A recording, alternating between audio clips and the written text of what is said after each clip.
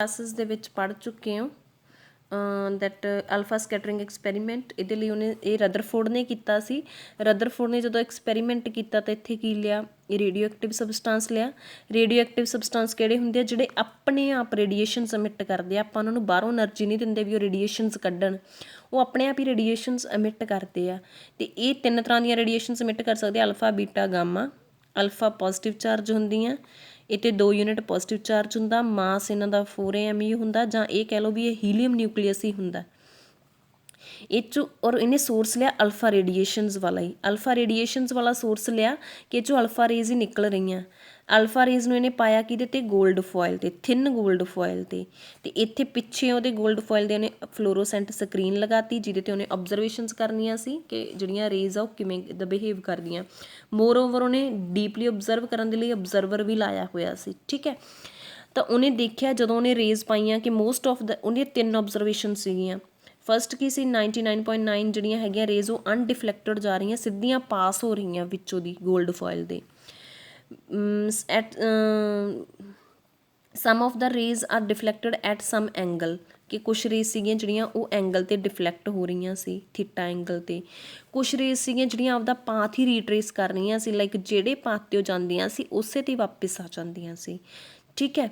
ਤਾਂ ਇਹ ਤਿੰਨੋਂ ਨੇ ਓਬਜ਼ਰਵੇਸ਼ਨਸ ਕੀਤੀਆਂ। ਇਹਨਾਂ 3 ਓਬਜ਼ਰਵੇਸ਼ਨਸ ਤੋਂ ਬਾਅਦ ਉਹਨੇ ਕਨਕਲੂਜ਼ਨਸ ਕੱਢੇ। ਕਨਕਲੂਜ਼ਨ ਕੀ ਕੱਢੇ ਉਹਨੇ, ਫਸਟ ਕਨਕਲੂਜ਼ਨ ਕੀ ਕੱਢਿਆ ਕਿ ਜੇ ਬਹੁਤ ਸਾਰੀਆਂ ਰੇਜ਼ ਆ ਉਹ ਜਿਹੜੀਆਂ ਜਾ ਰਹੀਆਂ, ਠੀਕ ਹੈ, ਸਿੱਧੀਆਂ ਜਾ ਰਹੀਆਂ ਜੇ ਉਹ rays, that means most of the space ਕੀ ਹੈ ਐਟਮ ਦੇ ਵਿੱਚ ਖਾਲੀ ਪਈ ਹੈ, ਕਿਉਂਕਿ ਖਾਲੀ ਜਗ੍ਹਾ ਤੋਂ ਚੀਜ਼ ਸਿੱਧੀ ਜਾਊਗੀ। ਔਰ ਬਹੁਤ ਹਾਈ ਐਨਰਜੀ ਦੀਆਂ ਹੁੰਦੀਆਂ ਅਲਫਾ ਰੇਡੀਏਸ਼ਨਸ, ਠੀਕ ਹੈ, ਬਹੁਤ ਹਾਈਲੀ ਐਨਰਜੈਟਿਕ ਹੁੰਦੀਆਂ, ਅਤੇ ਇਹ ਸਿੱਧੀਆਂ ਪਾਸ ਹੋ ਗਈਆਂ, that means most of the space is empty. ਉਸ ਤੋਂ ਬਾਅਦ ਉਹਨੇ ਕਿਹਾ ਕਿ ਜਿਹੜੀਆਂ ਰੇਜ਼ ਆ ਉਹ ਵਾਪਿਸ ਆ ਰਹੀਆਂ, ਉਹ ਵਾਪਿਸ ਉਹਨੇ ਦੇਖਿਆ ਕਿੱਥੋਂ ਵਾਪਿਸ ਆ ਰਹੀਆਂ, ਉਹਨੇ ਕਿ ਦੇਖਿਆ ਕਿ ਐਟਮ ਦੇ ਵਿੱਚੋਂ ਬਹੁਤ ਥੋੜ੍ਹੀ ਜਿਹੀ ਥਾਂ ਤੋਂ ਵੱਜ ਕੇ ਵਾਪਿਸ ਆ ਰਹੀਆਂ, ਇਹ ਨਹੀਂ ਅਲੱਗ-ਅਲੱਗ ਜਗ੍ਹਾ ਤੋਂ ਵਾਪਿਸ ਆ ਰਹੀਆਂ, ਇੱਕੋ ਜਗ੍ਹਾ ਤੋਂ। ਆਲਮੋਸਟ ਉਹ ਸੈਂਟਰ ਹੈ ਐਟਮ ਦਾ ਜਿੱਥੋਂ ਇਹ ਰੇਜ਼ ਆ ਜਿਹੜੀਆਂ ਵੱਜ ਕੇ ਵਾਪਿਸ ਆ ਰਹੀਆਂ ਨੇ। ਦੈਟ ਮੀਨਸ ਹੁਣ ਅਲਫਾ ਰੇਜ਼ ਆਲਰੇਡੀ ਬਹੁਤ ਹਾਈ ਐਨਰਜੀ ਦੀਆਂ ਹੁੰਦੀਆਂ, ਜੇ ਉਹ ਬਾਅਦ ਅੱਗੇ ਕਿਸੇ ਉਦੋਂ ਵੀ ਹਾਈ ਐਨਰਜੀ ਵਾਲੀ ਚੀਜ਼ ਨੂੰ ਵੱਜਣਗੀਆਂ ਤਾਂ ਹੀ ਉਹ ਕੀ ਹੈ ਉੱਥੋਂ ਵਾਪਿਸ ਆਉਣਗੀਆਂ, ਠੀਕ ਹੈ।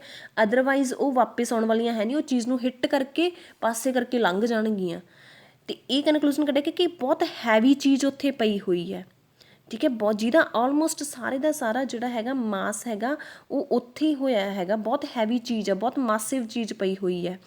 ਪਲੱਸ ਉਹਦੇ 'ਤੇ ਚਾਰਜ ਪੋਜ਼ੀਟਿਵ ਹੈ, ਕਿਉਂ, ਕਿਉਂਕਿ ਅਲਫਾ ਰੇਜ਼ 'ਤੇ ਵੀ ਪੋਜ਼ੀਟਿਵ ਚਾਰਜ ਹੈ, ਅਤੇ ਪੋਜ਼ੀਟਿਵ ਇੱਕ ਦੂਸਰੇ ਨੂੰ ਕੀ ਕਰ ਰਿਹਾ, ਰਿਪੈਲ ਕਰ ਰਿਹਾ, ਕਿਉਂਕਿ ਰੇਜ਼ ਵਾਪਿਸ ਆ ਰਹੀਆਂ, ਅੱਗੋਂ ਨਹੀਂ ਲੰਘ ਰਹੀਆਂ ਹੈਗੀਆਂ, ਉਹਨਾਂ ਨੂੰ ਅਟਰੈਕਟ ਨਹੀਂ ਕਰ ਰਿਹਾ। ਜੇ ਅਟਰੈਕਟ ਨਹੀਂ ਕਰ ਰਿਹਾ ਮੀਨਸ ਉੱਤੇ ਵੀ ਸੇਮ ਚਾਰਜ ਹੈ। ਅਤੇ ਇਸ ਮਾਸਿਵ ਬੋਡੀ ਨੂੰ ਨਾਮ ਕੀ ਦਿੱਤਾ ਗਿਆ, nucleus.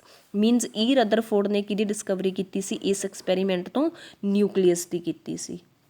Clear. Alpha scattering experiment you have done in your lower classes as well. ਤਾਂ ਇੱਥੇ ਵੀ ਮੈਂ ਤੁਹਾਨੂੰ ਜ਼ਿਆਦਾ ਡਿਟੇਲ ਨਹੀਂ ਦੱਸਦੀ, ਇੰਨਾ ਹੀ ਹੈਗਾ ਇਹ ਕਿ ਇਹਦੇ 'ਚੋਂ ਡਿਸਕਵਰੀ ਆਫ ਨਿਊਕਲੀਅਸ ਹੋਈ ਸੀ। 3 ਓਬਜ਼ਰਵੇਸ਼ਨਸ ਕੀਤੀਆਂ ਸੀ, 3 ਹੀ ਉਹਨੇ ਕਨਕਲੂਜ਼ਨ ਡਰੋ ਕੀਤੇ ਸੀਗੇ। ਕਲੀਅਰ।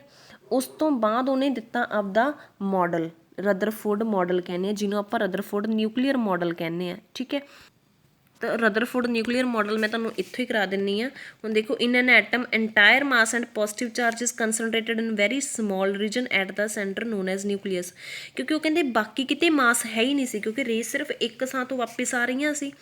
ਉਹ ਸਾਰੇ ਦਾ ਸਾਰਾ ਮਾਸ ਕੰਸਨਟਰੇਟ ਹੋ ਕੇ ਕਿੱਥੇ ਪਿਆ ਸੀਗਾ, ਬਹੁਤ ਛੋਟੇ ਰੀਜਨ 'ਚ ਸੈਂਟਰ 'ਤੇ, ਅਤੇ ਉਹਨੂੰ ਉਹਨਾਂ ਨੇ ਕੀ ਕਿਹਾ, ਨਿਊਕਲੀਅਸ। ਅਤੇ ਨਿਊਕਲੀਅਸ ਦਾ ਉਹਨੇ ਸਾਈਜ਼ ਵੀ ਦਿੱਤਾ ਕਿੰਨਾ, 10⁻15, ਅਤੇ ਐਟਮ ਦਾ ਸਾਈਜ਼ ਕਿੰਨਾ, 10⁻10। ਠੀਕ ਹੈ, ਇਹਨਾਂ ਦੋਨਾਂ 'ਚ ਰਿਲੇਸ਼ਨ ਕੀ ਹੈ, 1/10⁵ ਦੇ ਕੰਪੈਰੀਜ਼ਨ ਹੈ ਸਾਈਜ਼, ਠੀਕ ਹੈ।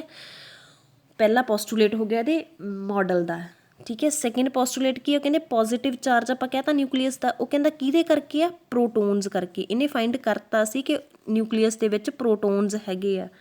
ਥਰਡ ਪੁਆਇੰਟ ਕੀ ਆ ਕਿ ਮਾਸ ਆਫ ਨਿਊਕਲੀਅਸ ਕਿਹਦੇ ਕਰਕੇ ਆ, ਪ੍ਰੋਟੋਨ ਕਰਕੇ, ਅਤੇ ਹੋਰ ਕਿਸੇ ਪਾਰਟੀਕਲ ਕਰਕੇ। ਉਦੋਂ ਨਿਊਟਰੋਨ ਦੀ ਡਿਸਕਵਰੀ ਨਹੀਂ ਹੋਈ ਸੀ। ਉਹਨੇ ਇੰਨਾ ਕੁ ਜੱਜਮੈਂਟ ਲਾ ਲਈ ਸੀ ਕਿ ਜਿਹੜਾ ਮਾਸ ਹੈ ਉਹ ਪ੍ਰੋਟੋਨਸ ਤੋਂ ਤਾਂ ਜ਼ਿਆਦਾ ਆ ਰਿਹਾ, ਦੈਟ ਮੀਨਸ ਕੋਈ ਨਾ ਕੋਈ ਹੋਰ ਚੀਜ਼ ਅੰਦਰ ਪਈ ਆ ਉਹਦੇ, ਉਹ ਨਿਊਟਰੋਨਸ ਹੈ ਇਹ ਨਹੀਂ ਪਤਾ ਸੀ ਉਦੋਂ। Then nucleus is surrounded by negatively charged electrons, ਜਿਨ੍ਹਾਂ ਦੇ ਵਿਚ is equal to the positive charge, means atom electrically neutral ਹੈ। ਇਹੀ ਥੋਮਸਨ ਨੇ ਕਿਹਾ ਸੀ ਕਿ ਜਿੰਨਾ ਇਲੈਕਟ੍ਰੋਨ 'ਤੇ ਨੈਗੇਟਿਵ ਚਾਰਜ ਉਨਾ ਹੀ ਪ੍ਰੋਟੋਨ 'ਤੇ ਪੋਜ਼ੀਟਿਵ ਚਾਰਜ ਹੈ ਐਟਮ ਦੇ ਵਿੱਚ, ਤਾਂ ਕਰਕੇ ਉਹ ਇਲੈਕਟ੍ਰੀਕਲੀ ਨਿਊਟਰਲ ਹੈ। ਇਹੀ ਚੀਜ਼ ਇਹਨੇ ਕਹੀ ਹੈ। ਉਸ ਤੋਂ ਬਾਅਦ ਇਹਨੇ ਕਿਹਾ ਇਲੈਕਟ੍ਰੋਨਸ ਆਰ ਨਾਟ ਸਟੇਸ਼ਨਰੀ। ਇਹ ਮੈਂ ਪੁਆਇੰਟ ਤੁਹਾਨੂੰ ਸਮਝਾ ਦਿੰਦੀ ਹਾਂ। Electrons are not stationery, stationery means fix, but revolving around the nucleus at very high speed. ਠੀਕ ਹੈ। ਦੈਨ ਇਹ ਨੈਕਸਟ ਪੁਆਇੰਟ ਹੈ electrons in nucleus because of opposite charge. Electron ਤੇ ਨੈਗੇਟਿਵ ਚਾਰਜ ਆ, ਨਿਊਕਲੀਅਸ ਤੇ ਪੋਜ਼ੀਟਿਵ ਹੈ, ਤਾਂ ਦੋਨਾਂ 'ਚ ਕਿਹੜੀ ਆ, ਫੋਰਸ ਆਫ ਅਟਰੈਕਸ਼ਨ ਹੈ। ਦੈਨ ਲਾਸਟ ਵਨ ਜਿਹੜੀ ਉਹਨੇ ਕੀਤੀ ਸੀ ਅਲਫਾ ਸਕੈਟਰਿੰਗ ਐਕਸਪੈਰੀਮੈਂਟ ਤੋਂ, ਕਿ ਐਟਮ ਹੈ ਜਿਹੜਾ ਉਹਦੇ ਵਿੱਚ ਬਹੁਤ ਸਾਰੀ ਸਪੇਸ ਕੀ ਪਈ ਹੋਈ ਹੈ, ਐਮਪਟੀ ਹੈ। ਠੀਕ ਹੈ। ਤਾਂ ਉਹਨੇ ਆਪਦੇ ਮਾਡਲ ਨੂੰ ਕਿਹਦੇ ਨਾਲ ਕੰਪੇਅਰ ਕੀਤਾ ਸੀ, ਸੋਲਰ ਸਿਸਟਮ ਦੇ ਨਾਲ, ਕਿ ਜਿਵੇਂ ਸੋਲਰ ਸਿਸਟਮ ਦੇ ਸੈਂਟਰ ਵਿੱਚ ਸਨ ਹੈ ਅਤੇ ਉਹਦੇ ਆਸੇ ਪਾਸੇ ਅਰਥ ਵਰਗੇ ਜਾਂ ਹੋਰ ਨੈਪਚੂਨ, ਯੂਰੇਨਸ, ਸਾਰੇ ਜਿਹੜੇ ਹੈਗੇ ਆ ਪਲੈਨਟਸ, ਉਹ ਕੀ ਕਰ ਰਹੇ ਆ, ਰਿਵੋਲਵ ਕਰ ਰਹੇ ਆ ਬਹੁਤ ਹਾਈ ਸਪੀਡ 'ਤੇ। ਤਾਂ ਕਹਿੰਦੇ ਸੈਂਟਰ ਵਿੱਚ ਨਿਊਕਲੀਅਸ ਪਿਆ ਅਤੇ ਉਹਦੇ ਆਸੇ ਪਾਸੇ ਜਿਹੜੇ ਇਲੈਕਟ੍ਰੋਨਸ ਆ ਉਹ ਵੈਰੀ ਹਾਈ ਸਪੀਡ 'ਤੇ ਕੀ ਕਰ ਰਹੇ ਆ, ਰਿਵੋਲਵ ਕਰ ਰਹੇ ਆ। ਠੀਕ ਹੈ, ਸਮਝ ਲੱਗ ਗਈ। ਤਾਂ ਹਾਈ ਸਪੀਡ ਦੇ ਤੋਂ ਰਿਵੋਲਵ ਕਰ ਰਹੇ ਆ, ਤਾਂ ਉਹਨਾਂ ਦੀ ਜਿਹੜੀ ਵੈਲੋਸਿਟੀ ਆ ਉਹ ਹੌਲੀ ਹੌਲੀ ਚੇਂਜ ਹੋ ਰਹੀ ਆ, ਉਹ ਕਹਿੰਦਾ। ਠੀਕ ਹੈ, ਜਦੋਂ ਉਹ ਲੂਜ਼ ਕਰ ਰਹੇ ਆ ਅਤੇ ਇੱਕ ਟਾਈਮ ਆਉਂਦਾ ਕਿ ਉਹ ਕਲੈਪਸ ਕਰ ਜਾਂਦੇ ਆ, ਇਹਨੇ ਇਹ ਵੀ ਕਿਹਾ ਸੀ। ਅਤੇ ਇਹੀ ਚੀਜ਼ ਦੀ ਬਾਅਦ ਵਿੱਚ ਲਿਮੀਟੇਸ਼ਨ ਵੀ ਬਣੀ, ਲਿਮੀਟੇਸ਼ਨਸ। ਠੀਕ ਹੈ, ਨੈਕਸਟ ਵੀਡੀਓ 'ਚ ਹੋਣਗੀਆਂ। ਤਾਂ ਇੱਥੋਂ ਤੱਕ ਹੀ ਇਹ